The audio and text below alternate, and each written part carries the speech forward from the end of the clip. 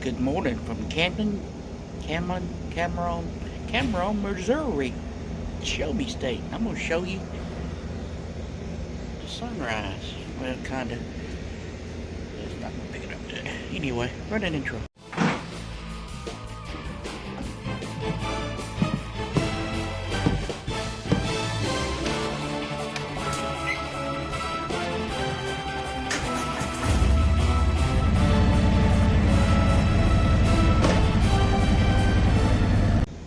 Yeah, it does better this way. Well, it's 6:47. I think we're going to eat breakfast. You know, one of them continental breakfast. Yep. Well, thought about going swimming. Yeah, I'll pass. Alrighty. So, oh, they motorcycles. Didn't even hear them come in last night. Didn't even know they was there. 8:05. And I think we got like 30 something miles or something like that to go to Jesse James' home place where he died at.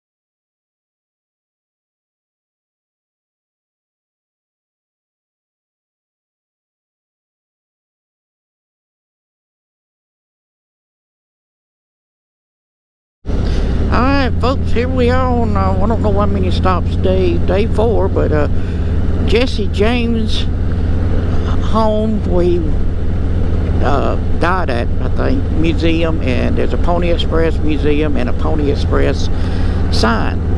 Do you know the Pony Express started here in Missouri? And now you do. Yep. Alright, downtown St. Joseph. Patient saints of bank robbers. Or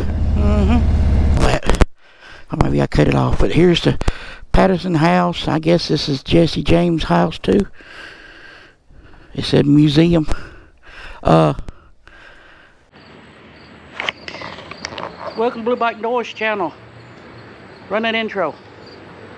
Hey, this is whatever part. This is the Frank and Jesse James home where he died at. So let's go in and check it out. Sorry, no videos allowed. Well, I got you standing here. I'll show you the original pieces to the house. The sink was here. What's that? The sink. Yeah. The desk over there was given to Jesse by a school teacher. Over in his glass case, shoes down to the left, those were Frank's. Shaving mug above it was Jesse's. Glasses far right bottom were Jesse's mother's, and probably one of the most unique pieces, my favorites, the rattlesnake tie that was worn by Frank. And also, when you get in the next room there, the 2 wicker chairs, that was the original kitchen chairs. Last but not least, the picture that's hanging on the wall, that's the actual picture he was straightening up when he got shot.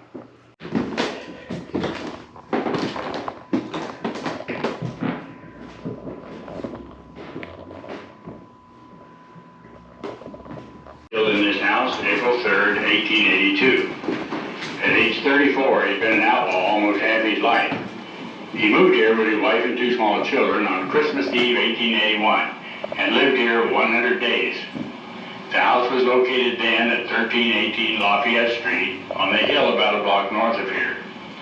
On April 3rd, Jesse was in this room with 2 gang members, Bob and Charles Ford, making plans to rob the Pledge City Bank the next day.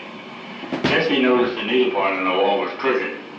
Because it was a warm morning and the door was open, he took off his gun so neighbors wouldn't see them. Then he climbed on a chair to straighten the picture. It was the chance the Fords had been waiting to collect the $10,000 reward offered by Governor Tom Crittenden. Jesse fell to the floor dead.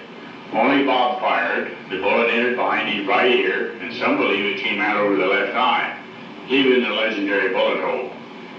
Researchers now think the bullet did not leave Jesse's head. The Fords sent a telegram to the governor and then surrendered to City Marshal Enos Craig. But instead of collecting a reward, the Fords were charged with murder and were sentenced to hang. Within hours, the governor pardoned them.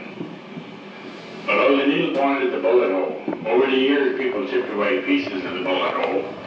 The framed gun is a .44 caliber Smith & Wesson, similar to the gun used to kill Jesse.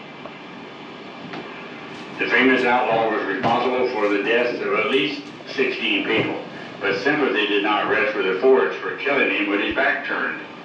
Within 2 years, Charles Ford committed suicide, and 11 years later, Bob Ford was gunned down in Creede, Colorado by Ed O'Kelly. The James family rented this house from a city councilman for $14 a month and had no time for elaborate escape routes. There was a trap door into the half basement, and in the bedrooms a way into the attic and out onto the back porch roof. Note the unusual love seat by the door. Gentlemen used the backrest, and ladies romancing had no place to lean but into their lovers' arms. In the next room, you'll learn about the 1995 exhumation of Jesse James at Kearney, Missouri. You may also view the artifacts found in the grave. DNA test by Professor James Starrs confirmed that it was indeed Jesse James and not an imposter who was killed here April 3rd, 1882. Thank you.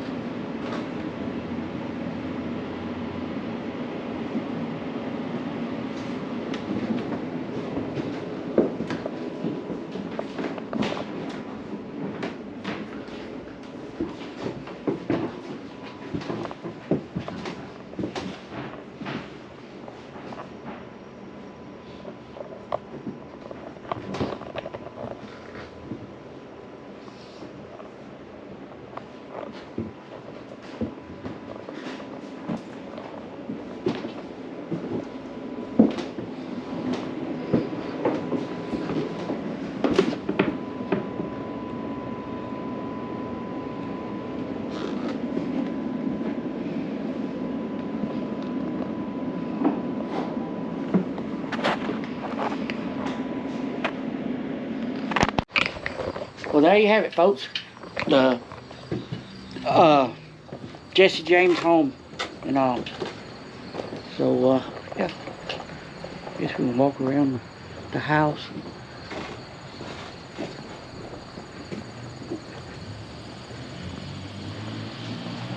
We get our motorcycle washed.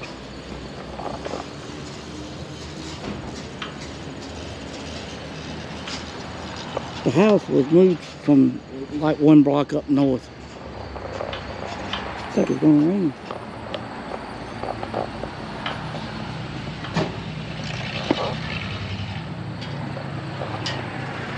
Alright, here we are, leaving this. Man, I hope it don't rain today. Not supposed to, but you never know.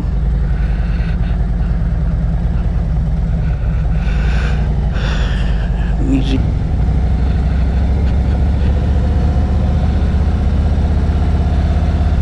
And this is the Pony Express Museum with the Pony Express Hotel sign.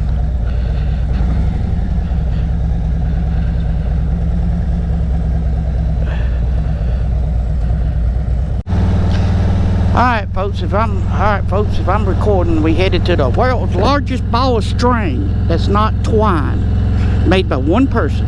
It's in Weston there. Weston Brewing Cream Ale. Okay. It's a brewery, restaurant and pub. That was a B&B right across the road from it. We could have stayed here. Hatchery B&B.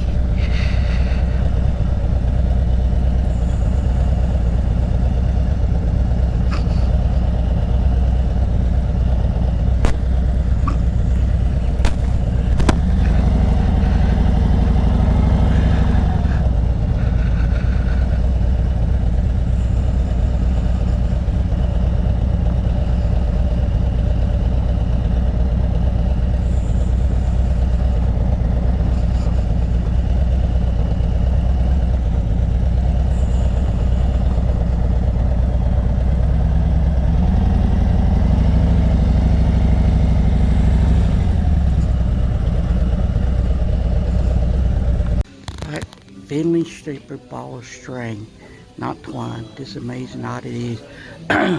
Once the largest ball of string in the world, it was created by one man, Westonite Finley Stephens.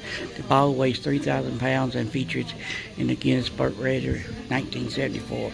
The string has appeared on Ripley's Believe It or Not and has particularly 7 bicentennial.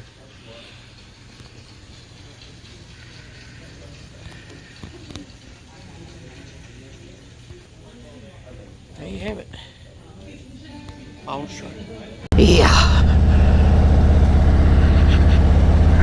So we're going to head on. We're going to skip the world's largest baseball, because it's nothing but a steel ball. And because we heard the Evel Knievel Museum is pretty.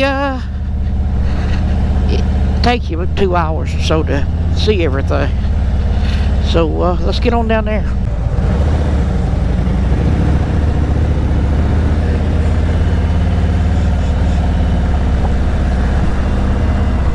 Here we are, Evel Knievel Museum, Topeka, Kansas.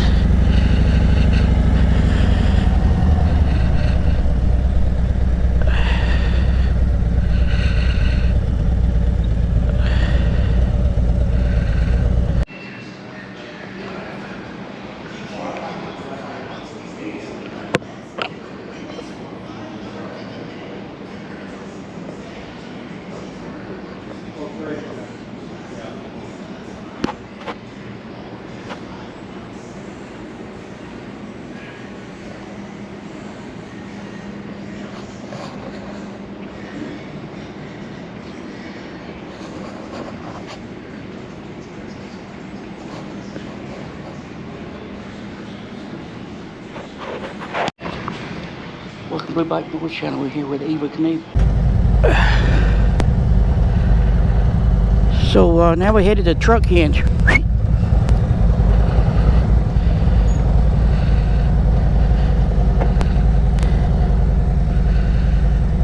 Alright, y'all heard of the Cadillac Ranch and Stonehenge and all? Well, this is called Truck Hinge.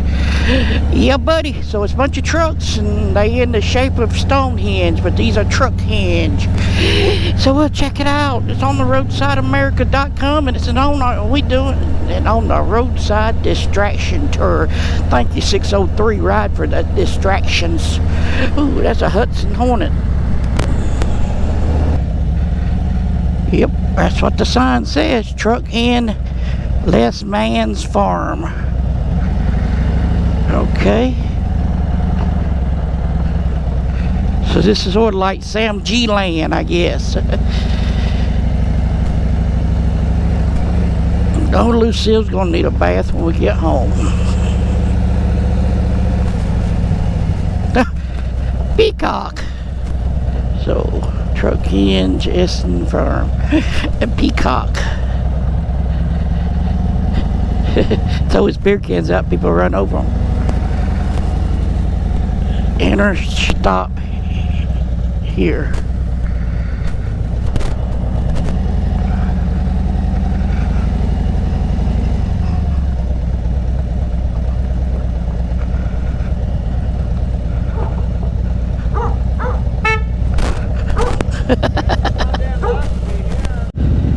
So that, yeah, this is sort of like Sam G land.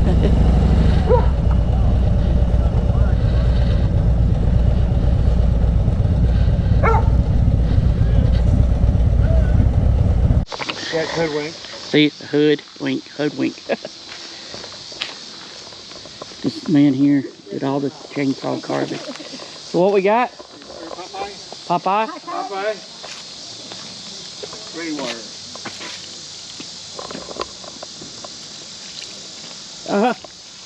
Popeye. That's Popeye. How about that? That's pretty cool. Did you carve that? Chisel it? Wow. Hey.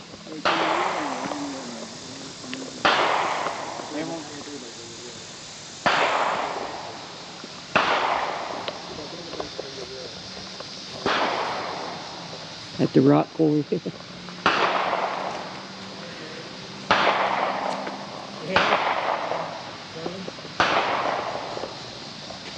Alright, we here at these two cars he said he just painted. Truck hinge.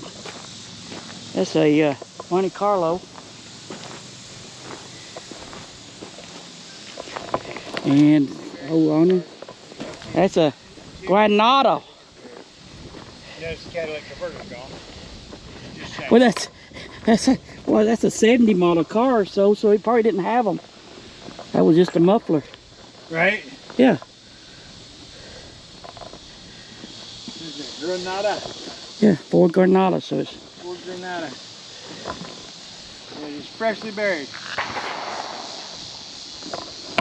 Here's boat hen.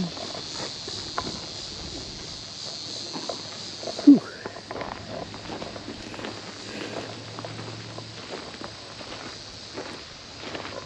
If the trucks are way up that way, I don't want. We'll see.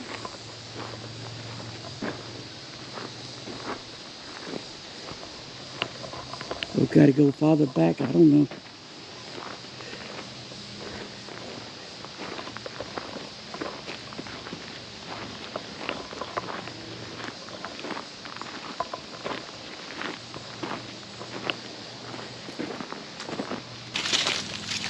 Recycled, you know, it is recycled. They said it is recycled, so it's recycled.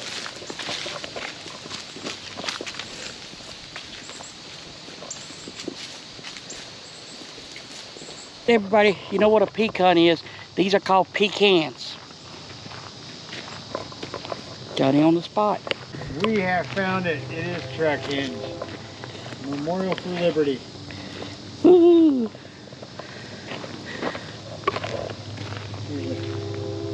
News truck. Tool truck. Couple bumpers, got a truck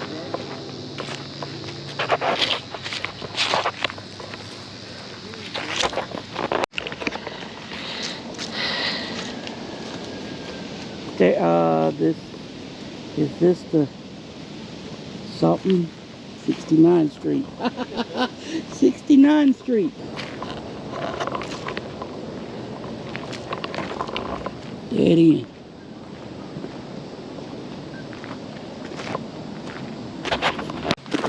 I didn't either. Hey, you wanted to give you some chickens. And that's a scorpion body if it can be made there.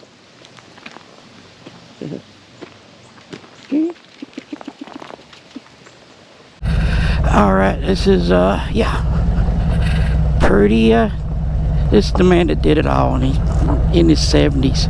He lives upstairs, kind of just does his own thing. The story is why he came up with Stonehenge. Truck hinge. He said, you need to get your trucks up.